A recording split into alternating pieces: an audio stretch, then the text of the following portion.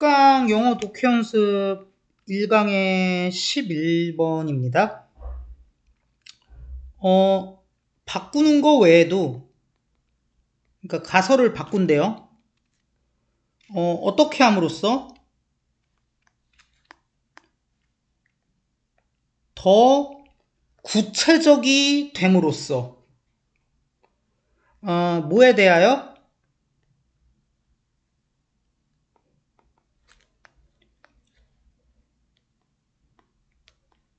한 변수의 어느 정도의 양이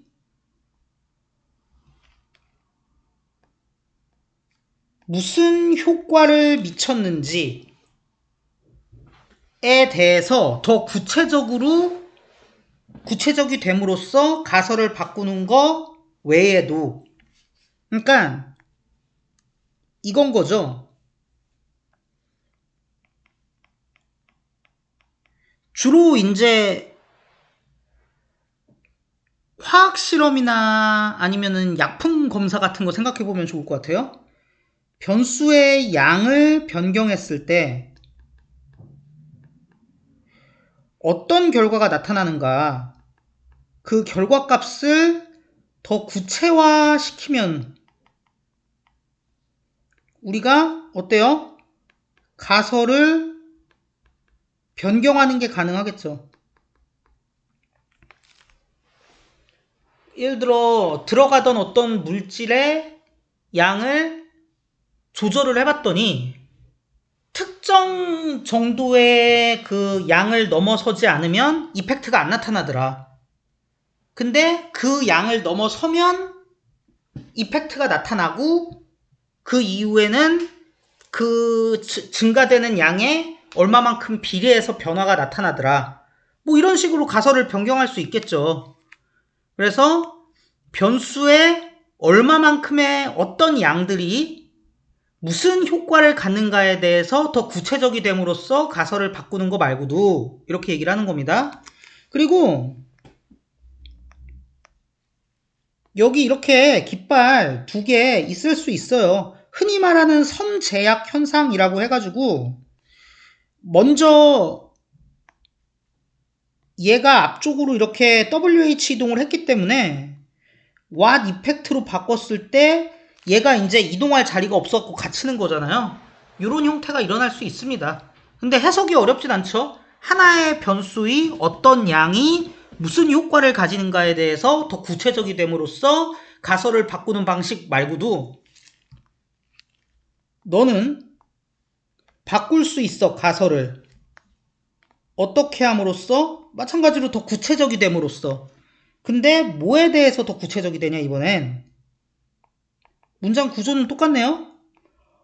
어떤 측면, 변수의 어떤 측면이 무슨 효과를 가지고 오는가에 더 구체적이 됨으로써 가설을 바꿀 수 있대.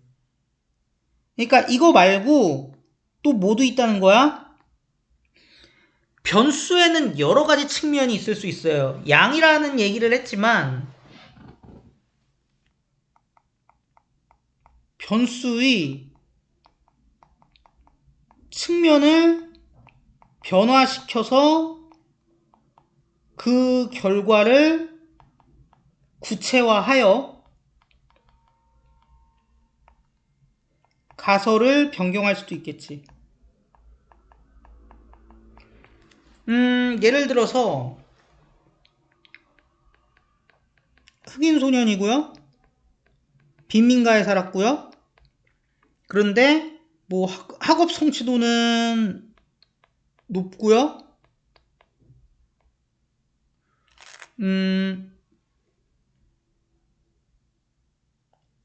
어머니는 평범한데 뭐 아버지가 폭력적이고요. 뭐 할머니랑 같이 살고 있어요. 뭐 등등등. 이거를 사실 하나의 변수로 뭉뚱그려 갖고 가설을 세운다는 건 적절치 못하죠. 이 중에서 어떤 측면을 더 부각시켜 갖고 한번 가설을 세워볼까 라는 거는 연구자의 역량에 달린 거겠지. 이건 양의 문제가 아니라 어떤 측면, 어떤 어스펙트를 택할 것인가의 문제인 거죠. 그래서 만약에 너의 가설이 포함하면 일반적인 구조를 포함하고 있어요. 그러면 좀 더 구체적인 가설을 위해서 너는 뭐 할 수 있을 거야? 발전시킬 수 있을 거야, 너의 가설을. 어떻게 함으로써? 지금 이거 보면 아시겠지만 일단은 나눠야지. 그 멀티 디멘션한 그 다양한 측면이 있는 가설을 브레이킹 다운 해야죠. 뭘로? 그것의 개별적 디멘션들로.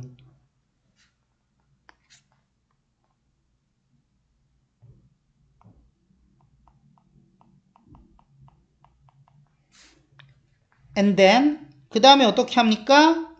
만들어요, 가설을. 근데 어떤 가설을 만들어요? 그러한 개별적 요소들을 포함한 가설을 만들어요. 한 개, 두 개. 일단 이렇게 병렬이고요. and then 기준으로. 그리고 involving은 무관하죠.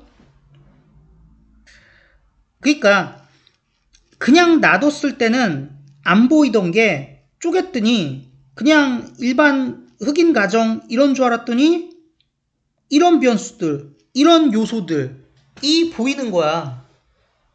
그러면은 그것들을 다시 한번 포함하는 가설을 만들어 볼 수 있겠죠. 예를 들어서 뭐라고 가설을 세우기보다는 사랑이 커져. 시간이 갈수록 사랑은 시간이 갈수록 커진다 라는 가설을 세우기보다는 너무 두루뭉술하잖아. 너는 아마도 가설을 세울 수 있을 거야. 뭐라고? 사랑의 특정 측면, 예를 들어서 헌신이나 친밀성이 시간이 갈수록 증가를 하는데 반면에 다른 부분, 열정적 사랑 같은 거는 그렇지 않다 라고 가설을 세워볼 수 있을 거야. will not 뒤쪽에는 이거 생략돼 있겠죠? 마찬가지로 뭐라고 말하기보다는 스트레스가 방해해 기억을 이렇게 말하기보다는 너는 뭐 하려고 애쓸 수 있어? 찾으려고 애쓸 수 있어. 기억력의 어떤 부분이 가장 영향을 받는지 스트레스에 뭐 장기 기억, 단기 기억 하고 많잖아요.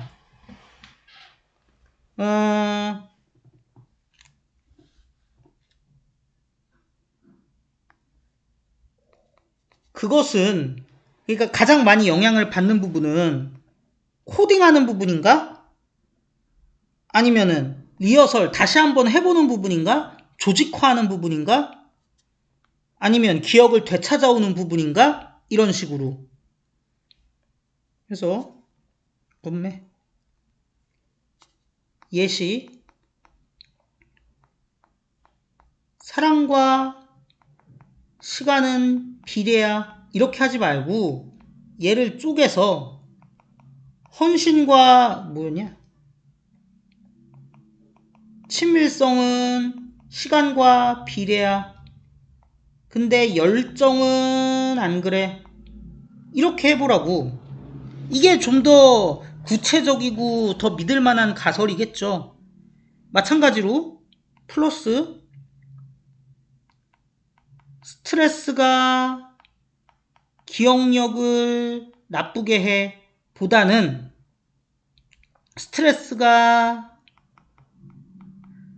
기억력의 코딩 부분, 부호화 부분, 그 다음에 뭐 반복하는 부분, 조직하는 부분, 그 다음에 되찾아오는 상기하는 부분 중에 어떤 거에 가장 그 영향을 많이 받는 걸까? 스트레스에 의해서? 뭐 이런 거 생각해 볼 수 있죠. 이런 식으로 쪼개서 그 가설을 조금 더 구체적으로 다듬는 요소 전략은 페이오프, 뭐 떨어져 나간다고 해갖고 나쁜 뜻이라고 생각하시면 안 돼요. 떨어져 나가서 득이 되는 거예요. 그래서 이득이 됩니다. 누구한테? 사회심리학자들한테. 사회심리학자들 뭐 하는 애들인데? 지금까지 계속 빠개왔거든. 편견이라는 걸. 뭘로 빠개왔어? 그것의 의식적인 부분과 무의식적 차원으로 빠개왔거든. 아, 전형적인 이 전략을 써왔네요. 이런 애들한테 굉장히 성공적이었겠죠. 이 방식이. 그리고 개인을 다루는 개인 심리학자들한테도 성공적이었대.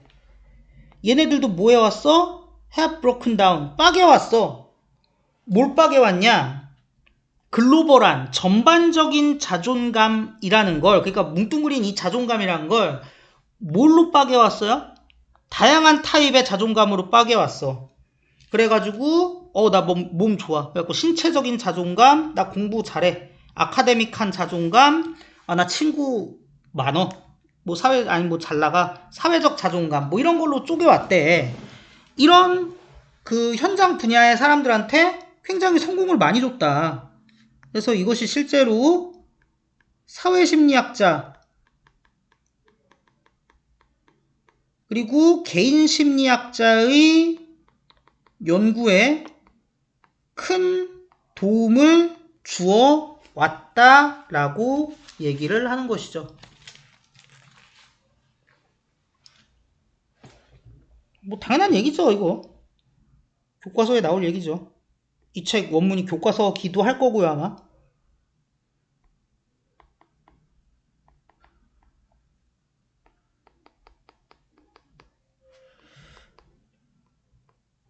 가설을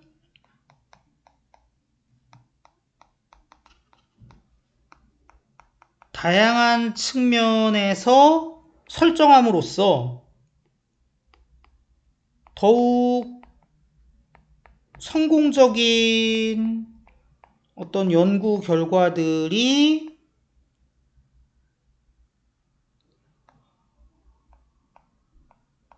성취될 수 있다. 뭐 정도로 생각하시면 될 것 같습니다. 막 생각보다 그렇게 어렵지 않죠?